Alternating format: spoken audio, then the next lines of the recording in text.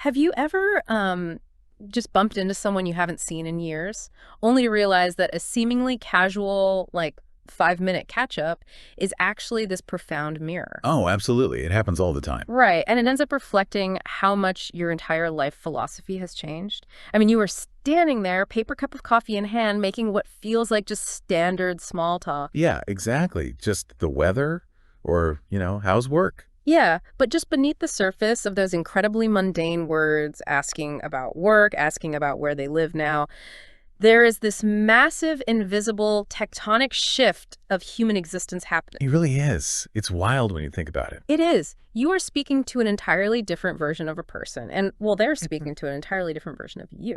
I always think it functions as like the ultimate everyday illusion. We tend to treat these random encounters as just polite interruptions to our daily routine. Right. Just an inconvenience almost. Exactly. But if you look past the social pleasantries and really listen to the subtext, they function as intense check-ins on the human condition. Oh, I like that phrase, check-ins on the human condition. Yeah, because two individuals are essentially presenting their respective survival strategies for modern adulthood to one another. They're, comparing notes on how they have managed to navigate the passing of time. And that is exactly the core of our exploration today. We are taking a deep dive into a single piece of source material that reads, on its face, as incredibly ordinary. Right, it's just a transcript. Yeah, a brief transcript of a conversation between two old friends, Emma and David, who just happened to run into each other at a coffee shop. And they haven't spoken in, 5 years? 5 years at least. So we're going to deconstruct this everyday dialogue line by line, because hidden inside this brief chat is it's an intricate examination of modern burnout. And the mechanics of career pivoting. Exactly. Along with this universal quest to find tangible peace in an increasingly digital landscape. The value of this specific transcript, I think, really lies in its universality. I mean, it reads like throwaway small talk, but it serves as a incredibly dense anthropological artifact. Totally. It's like finding a time capsule. Right. What we see unfolding in this brief interaction is the precise moment when two people, completely independently of one another, realize they have both actively opted out of the relentless machinery of hustle culture. Oh, wow. Yeah. It is a spontaneous summit on survival in the 21st century, just disguised as a polite greeting. So let's start right at the beginning of their interaction, because the timeline they establish sets the foundation for literally everything that follows. The 5-year mark. Yeah. Emma says, "Hey, David, is that really you?" And David responds with, "Emma? Wow, I can't believe it. It's been, 5 years?" And Emma confirms, "At least." It's such a specific span of time, too. It really is. And I want to examine that 5-year gap. Bumping into an old friend after half a decade forces a very unique kind of reckoning. My question is the shock we feel in that moment actually about how the other person has changed? Or is it like an uninvited reminder of where we were 5 years ago versus today? Well, we should really look at the phenomenology of that specific span of time. Yeah. 5 years operates as a very unique metric for life change. How so? Like, why not 3 years or 10? Because 1 year is generally just a continuation of your current trajectory. You're mostly the same person. Yeah. And 10 years, 10 years feels like a different lifetime entirely. Right. It's almost too vast to comprehend as a single block of time. Exactly. But 5 years sits in this very specific psychological sweet spot. It is enough time to start a career, become completely disillusioned with it, and entirely abandon it. Oh, absolutely. And is enough time for major geographical shifts. So when Emma asks, "Is that really you?" She is confronting the gap between her static memory of David from a half-decade ago and the physical reality of the person standing right in front of her. So her brain is trying to catch up. Right. The brain has to actively reconcile the outdated mental file with new incoming visual data.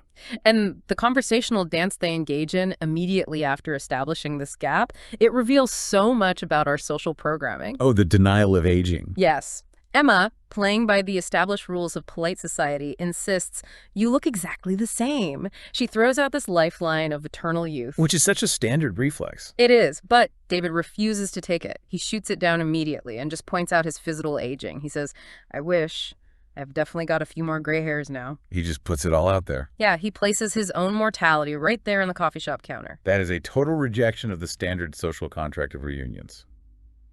Because Emma's instinct is inherently protective. Protective of him or of herself? Kind of both, actually. Okay. She wants to assure David that time has not touched him, because if time has not touched David, the implication is that time has not touched Emma either. Oh, I see. So by insisting he hasn't changed, she is unconsciously trying to insulate both of them from the physical reality of aging. Precisely. Mm-hmm. And David's pivot to his gray hairs functions as this profound act of vulnerability. He's naming the physical manifestation of the stress and just the sheer volume of life that has occurred between their late youth and their current state of adulthood. Which is heavy for small talk. Very. But recognizing aging in our peers is often the primary mechanism through which we process our own mortality. You don't really notice yourself aging day by day in the mirror. Right, because the changes are too incremental for the brain to log as significant events. Exactly. But you can instantly see the accumulation of 5 years written on the face of someone you once knew well. That makes me think about the biological reality of those gray hairs. We colloquially associate gray hair with stress, but there is actual physiological weight to that, right? I know, absolutely. So David isn't just saying he got older. He is implying the last 5 years took a serious toll on him. And the biology fully supports his implication. Research into how stress affects hair pigmentation has shown that the sympathetic nervous system, which triggers our fight-or-flight response, plays a direct role. Wait, really? The fight-or-flight system changes your hair color? Yeah. When we experience chronic stress, the body releases norepinephrine into the hair follicles. Okay. And this massive dump of neurotransmitters causes the stem cells responsible for producing melanin, the pigment that gives hair its color, to rapidly activate, deplete, and eventually die off entirely. Wow. So they just burn out. Exactly. And once those stem cells are gone, the hair grows in gray or white. So when David points out his gray hairs, he is quite literally pointing to the biological scars left behind by his fight-or-flight system. That is incredible. It's an outward ledger of inward stress. It really is. He is essentially telling Emma that he has weathered storms she knows absolutely nothing about. For you listening to this deep dive right now, I want you to actively visualize the person you were exactly 5 years ago. That's a great exercise. Yeah. Just picture your daily routine, the things that caused you anxiety, the metrics you used to define your success back then. Mm-hmm. If that 5 years ago version of you walked into a coffee shop today and observed your current life, would they recognize the philosophy you now hold? Would they understand the choices you've made? That visceral realization of time passing naturally forces a reckoning with how we are spending the limited time we have. Right, it forces the issue. Like acknowledging your own aging requires you to simultaneously question the value of what you are trading your youth for. This biological reality of time passing acts as the catalyst for the major life changes David discusses next. Because the gray hairs are just the symptom. Exactly. The gray hairs are the symptom, but the career he left behind was the disease. So Emma asks him what he's been up to, and David reveals he completely changed jobs a year ago. He used to be in sales, and now he is a graphic designer. A massive pivot. Huge. And his description of his time in sales is incredibly stark. He tells her, "It paid the bills, but I wasn't really happy. I realized I was spending more time thinking about what I wanted to do than actually enjoying my work." That sentence perfectly encapsulates a very specific, modern form of paralysis. It's so common, though. It is, but think about what he's saying. He describes spending more of his irreplaceable daily cognitive energy fantasizing about an escape than living in his present reality. Which is just deeply tragic when you frame it like that. We can view this through the lens of cognitive dissonance. David was physically present in his office, making sales calls and attending meetings, but his internal value system was entirely misaligned with his external actions. I want to explore the mechanics of that exhaustion for a second, because we often assume that physical labor or complex problem solving is what makes us tired at the end of the workday. Right, the traditional idea of hard work. Yeah, but David's exhaustion seems to stem from something else entirely.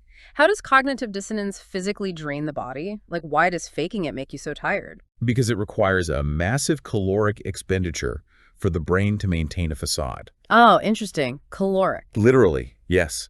When your actions do not align with your internal beliefs, like when you are selling a product you do not care about or pretending to be invested in a corporate hierarchy you find meaningless, your brain detects a conflict. It knows you're lying to yourself. Exactly. The anterior cingulate cortex, a region of the brain involved in conflict monitoring, lights up. It signals that something is wrong, and the prefrontal cortex has to work overtime to suppress that conflict so you can continue functioning in your job. Wow. So you are essentially fighting your own neurology for 8 hours a day. Yes. That constant suppression requires glucose. It requires energy. This is why people in unfulfilling jobs come home bone-tired, even if they have just been sitting at a desk. That makes so much sense. The heavy, invisible tax of living a life unaligned with your core values is biologically exhausting. It drains you on a cellular level. And the justification David provides for staying in that state of exhaustion for so long is a phrase we hear constantly. It paid the bills. Wow, the ultimate excuse. It really functions as the ultimate conversational shield. We use it to shut down any questioning about our happiness.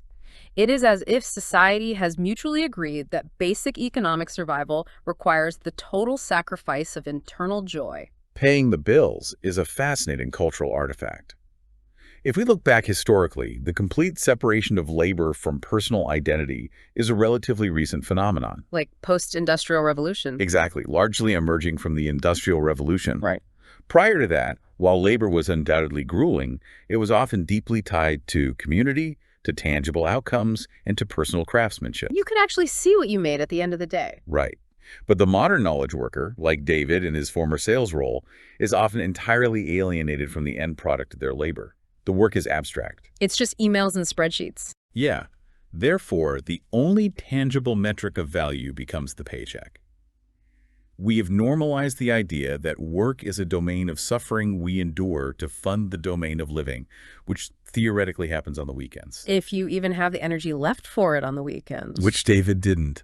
But David eventually rejects that model entirely. He takes a massive leap out of that comfortable misery, and he admits to Emma that it was not easy. He says, "I was scared at first. Starting over is never comfortable." We must deeply analyze what starting over actually entails in this context. It is not merely a logistical shift from one desk to another. Right. It's not just a new commute. For David to leave a secure, bill-paying career in sales to become a graphic designer requires him to abandon an established identity. Totally. In his sales role, he likely had seniority, a proven track record, and a known place within a hierarchy. And to pivot to graphic design, a field requiring a different way of seeing the world and an entirely new technical skill set, means voluntarily returning to the bottom of the ladder. It is a form of ego death. You have to be willing to be bad at something again. You have to be willing to be the novice in the room. Precisely. And the fear he mentions is rooted deeply in our evolutionary biology. Really? How so? Well, humans are social primates. Our survival historically depended on our status within the tribe. Voluntarily relinquishing status and competence triggers a deeply ingrained fear of losing access to resources. Oh, wow. So his brain was probably screaming at him not to do it. Exactly. David traded the known security of his misery for the extreme vulnerability of an unknown passion. The sunk cost fallacy usually keeps people trapped in these situations. Because they look at the 5 or 10 years they have invested in a specific career path. Right, and they decide they cannot throw that investment away, even if the path is making them miserable. But David managed to overcome that cognitive bias. He describes his new job as a graphic designer by saying, "It's challenging, but it's also a lot of fun." I find the inclusion of the word challenging critical here. It's very telling. He did not quit his job to sit on a beach and do nothing. He traded one set of difficulties for another. The distinction lies between distress and eustress. Eustress. Yes, spelled EU stress. Distress is the negative, draining anxiety caused by a lack of control or a lack of alignment, what he experienced in sales. The soul-crushing kind. Exactly. Eustress is positive stress. It is the type of stress you feel when you are challenged by a task that you find inherently meaningful. Like solving a puzzle you actually want to solve. Right. Building a piece of furniture, learning a complex piece of music, or, in David's case, mastering design software. The friction of the task is productive. It generates flow rather than exhaustion. That is a great way to put it, productive friction. When David later remarks, "I think people underestimate how much happiness matters," he is delivering a radical thesis. He is framing happiness not as a luxury or a weekend indulgence, but as an absolute, non-negotiable metric for a successful life. He is entirely rejecting the purely economic model of survival. He is. Now, David's terrifying, dramatic leap into the unknown is one way to reclaim your identity, but what makes this transcript so compelling is that Emma reveals she took an entirely different, parallel path to the exact same existential realization. Yes, she didn't blow everything up. Exactly. She did not blow up her professional life the way David did. Emma's journey provides a highly necessary counter-narrative. Where David engaged in a sudden structural demolition of his career, Emma engaged in a more subtle, incremental realignment of her priorities. Emma tells David, I started learning photography last year. At first it was just a hobby, but now I'm actually getting paid for some of my work.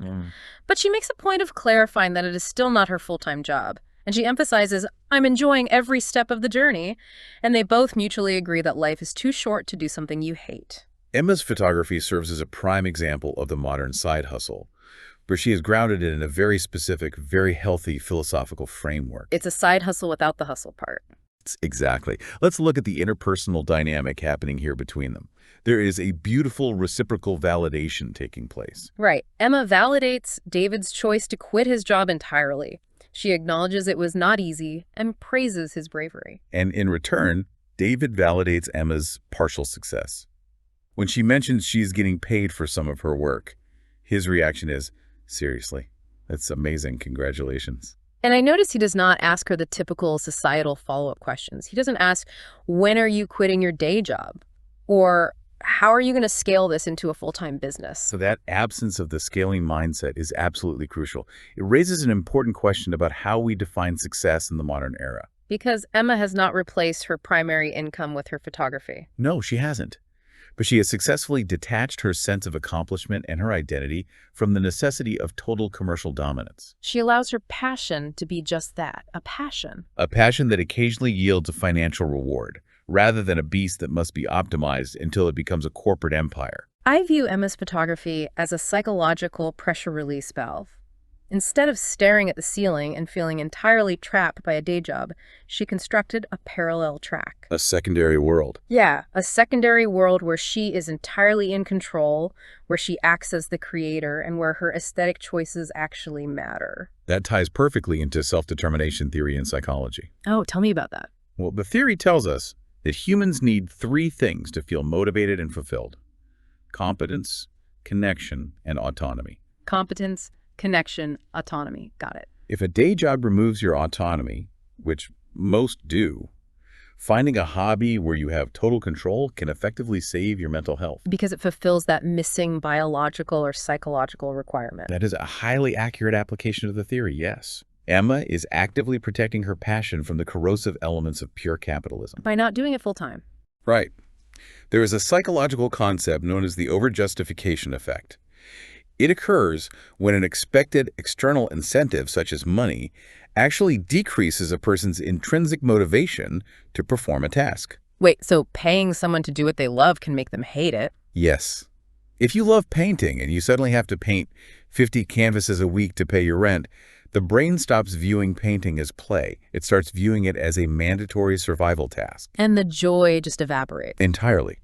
By keeping her photography part-time, Emma maintains her autonomy over it. She can enjoy every step of the journey because she does not rely on that journey to pay for her groceries. She has engineered a life where her economic survival and her self-actualization are handled by completely different departments. Beautifully put, yes. So the takeaway for you listening isn't necessarily that you must quit your job tomorrow to be happy. Definitely not. It is that a passion does not need to pay all your bills to be valid. Simply getting paid sometimes, or engaging in the work purely for the joy of it, is enough to rewrite your relationship with your own potential. We should also recognize how these massive internal philosophical shifts eventually bleed into physical reality.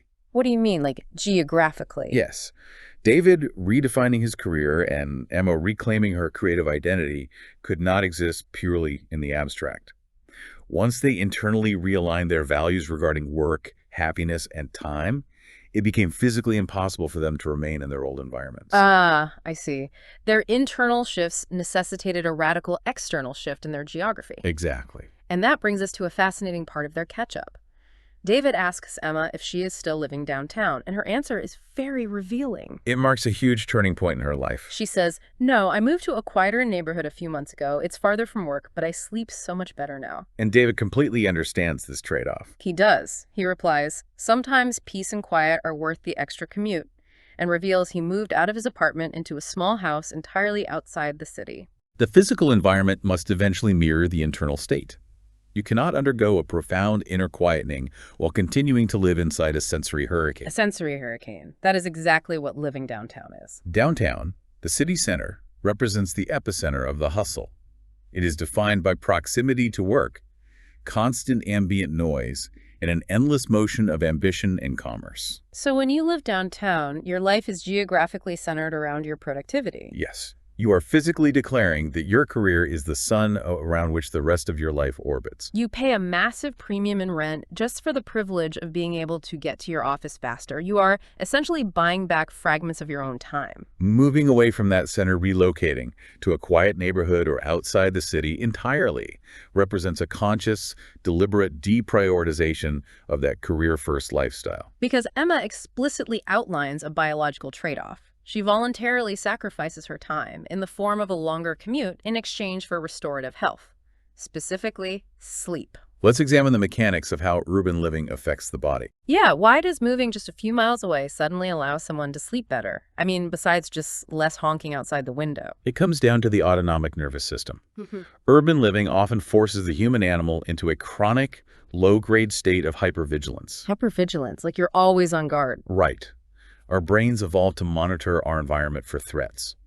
In a city, your brain is constantly processing sirens, flashing lights, the proximity of millions of strangers, and low-frequency mechanical hums. Even if you're not consciously aware of it. Exactly. Yeah. Even if you're watching TV, your amygdala is constantly scanning this dense environment. This keeps the sympathetic nervous system slightly elevated. Your cortisol levels hover just above baseline. Yeah, when you are in this state, your sleep architecture suffers. Immensely.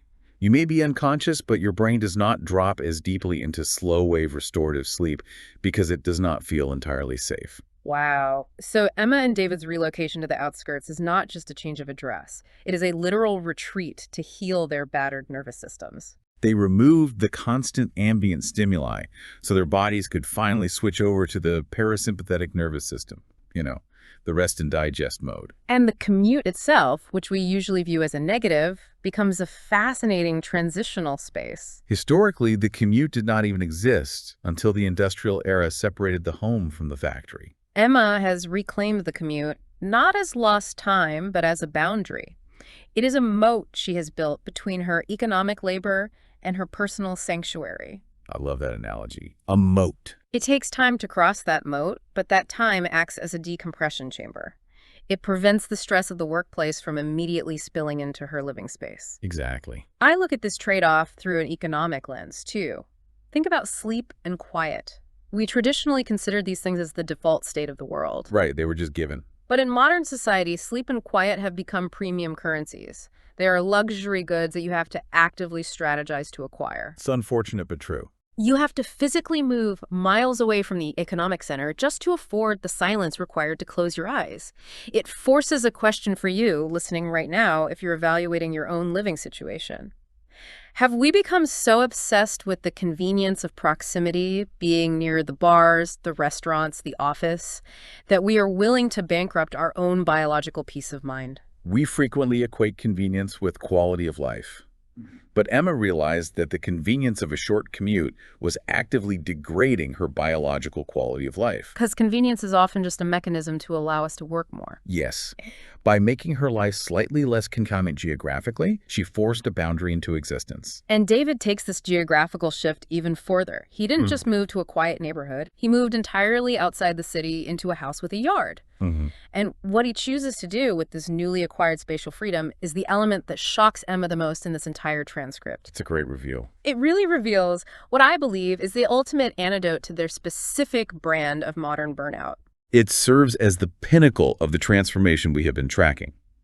David, the former stressed-out salesman who reinvented himself as a digital graphic designer, reveals that he now cultivates a garden. Emma's reaction is incredibly genuine. She says, "Wait, you? Gardening?" She's stunned.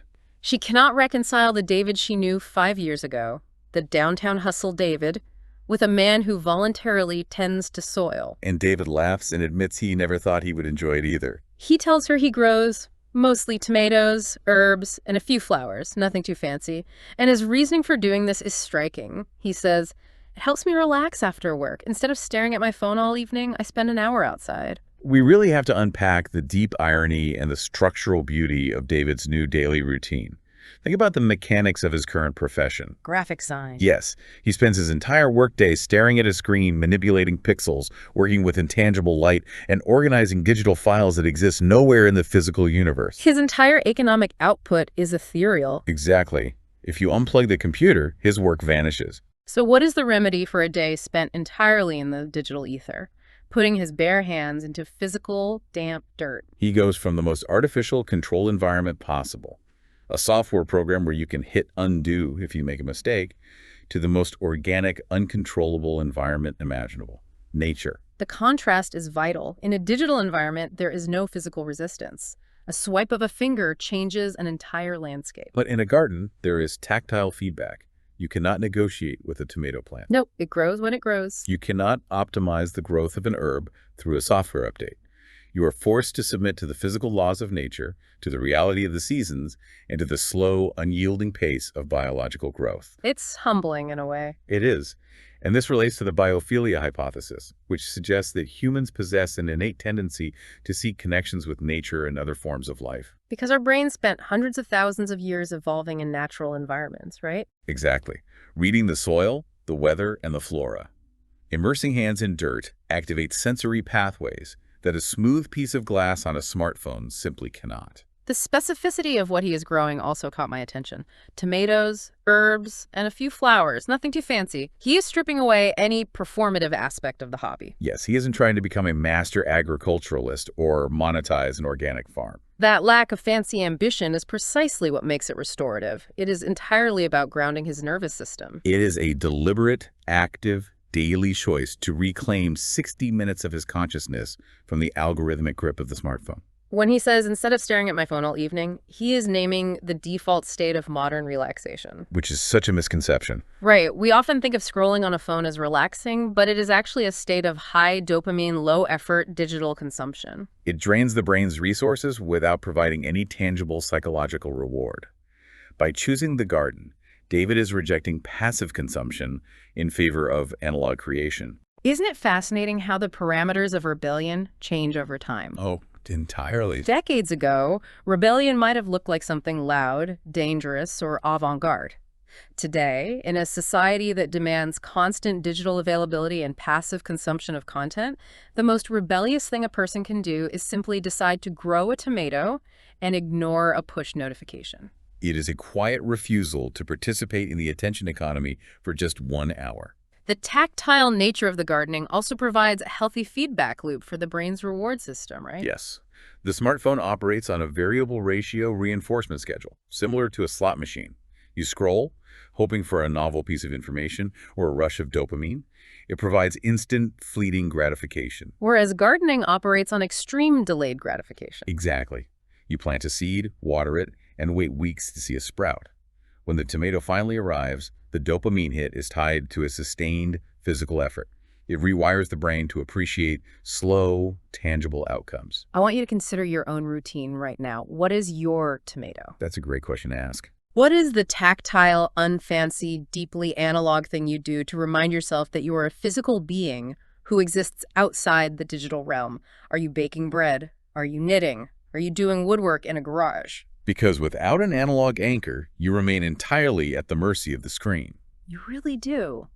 And this conscious uncoupling from the digital world inevitably leads Emma and David to a shared, kind of melancholy reflection. It's a very poignant part of the conversation. Once they identify that the phone was consuming their evenings, they begin to realize what the smartphone and the digital age have actually stolen from them over the past 5 years. It has impacted their fundamental perception of how time passes. This shift in the transcript moves them from discussing herbs to mourning the acceleration of their own lives. David says, speaking of phones, remember when we used to meet every weekend without checking social media every 5 minutes? And Emma replies, those were simpler times. This sparks a philosophical and neurological discussion on the subjective acceleration of time in adulthood. Emma asks, do you ever feel like time moves faster now? And David confirms, all the time. It feels like every year goes by quicker than the last. And we really need to ask, why does this happen? Why do the years begin to blur together into a singular, undifferentiated mass? Well, the traditional mathematical explanation is that as you age, each year represents a smaller percentage of your total life. Right. When you're 10, a year is 10% of your existence, so it feels massive. When you're 50, a year is only 2%, so it feels shorter. But David and Emma's conversation points to something much more active and insidious regarding our technology. The mathematical explanation entirely fails to account for the modern environment. The reason time moves so fast now, as they correctly identify, is a profound lack of friction in our daily experiences. Friction. Okay, let's look at how the brain encodes time. The hippocampus is responsible for forming episodic memories, right? Correct. It looks for novelty, for emotion, and for distinct sensory inputs to tag a memory and store it. When you encounter something new or challenging, the brain writes a dense, highly detailed file. And when you look back on a period filled with dense files, the brain perceives that period as having lasted a long time. Exactly. So how does social media disrupt that encoding process? Social media creates a frictionless, continuous, never-ending scroll of input. It is an endless river of contextless information. You might see a tragic news story followed by a comedic video, followed by an advertisement, all within 10 seconds. And it requires zero deep engagement and zero physical waiting. Because the experience is entirely smooth and visually homogeneous, just a thumb moving on glass. There are no ridges, no physical bumps, no environmental changes to create distinct, memorable moments. The hippocampus does not know what to tag. It doesn't. It all blurs together into a single low-resolution memory of looking at a screen. When your brain has no distinct markers to log, it discards the data. You look back at a year, and because there are no dense memory files, the brain assumes no time has passed at all. The year simply evaporates. So the simpler times Emma and David mourn were not just about having less technology. They were mourning the undivided presence that makes time actually feel substantial. When you meet a friend, and neither of you has a device to check, you are forced to be entirely present. The awkward silences, the deep conversations, the ambient noise of the coffee shop, the physical posture of your friend, all of that creates friction. It creates a rich, textured, multisensory file for the hippocampus to store. There is a psychological term for how we interact with technology called continuous partial attention. Continuous partial attention. Yes. When your phone is on the table, even if it is face down, part of your cognitive capacity is dedicated to anticipating a notification. You are never fully in the coffee shop, and you are never fully in the digital world. You are hovering between the two environments. And a brain in a state of continuous partial attention cannot effectively trigger the process of long-term potentiation. Right, which is the mechanism by which memories are strengthened and stored. You are essentially living in a state of mild, self-induced amnesia. I want to challenge the idea of these simpler times, just slightly. Are we just romanticizing our youth? When you are 20, everything is new. New jobs, new relationships, new cities. Naturally, the brain is recording more novelty. That's a fair point. Is it possible that the acceleration of time is just a symptom of settling into routines rather than entirely the fault of the smartphone? It is a combination of both, but the smartphone acts as an aggressive multiplier of the routine. How so? Well, yes, adulthood inherently involves more routine, which reduces novelty. But historically, even within a routine, adults had moments of empty time waiting in line, sitting on a train, sitting on a porch. Just staring into space. Exactly. During those moments of empty time, the brain engages in the default mode network, wandering, reflecting, and consolidating memories. And the smartphone has eradicated empty time. The moment a lull appears, we fill it with external input. We have removed the brain's natural digestion periods, so we have less novelty due to adulthood routines, and we have zero reflection time due to the smartphone. The result is the violent acceleration of subjective time. Emma is entirely correct when she hypothesizes, maybe that's why it's so important to slow down once in a while. Slowing down, tending to a garden, enduring a quiet commute, engaging in a hobby for the journey rather than the destination, these are all friction-generating activities. They're anchors dropped into the rushing river of time to force it to pool around them. That realization brings us to the resolution of this 5-minute encounter. After having this massive, unspoken philosophical alignment about aging, work, peace, and time, they recognize the fragility of their connection. It's a sweet ending. It is. Emma says, we definitely shouldn't wait another 5 years before meeting again. And David replies, deal, next time, coffee's on me. It serves as an attempt to reclaim their friendship from the void of passing time. It is a vow to not let the frictionless slide of modern life carry them apart for another half-decade. Coffee's on me is not just a financial offer. No, it is a commitment to a future anchor point. It is a promise to generate another moment of analog friction. They are actively choosing to build a distinct memory in the physical world to combat the blur of the digital one. Let's consolidate the journey we just tracked through this tiny snippet of small talk. Two friends ran into each other in a coffee shop. But underneath the surface of that greeting, we witnessed a detailed examination of human aging and the physiological toll of stress via the presence of gray hairs. We explored the mechanics of cognitive dissonance and the courage required to abandon a secure, unfulfilling career to return to the bottom of a new ladder. We examined the geographical pursuit of peace, analyzing how fleeing the noise of the city for the outskirts allows the nervous system to heal and find a quiet night's sleep.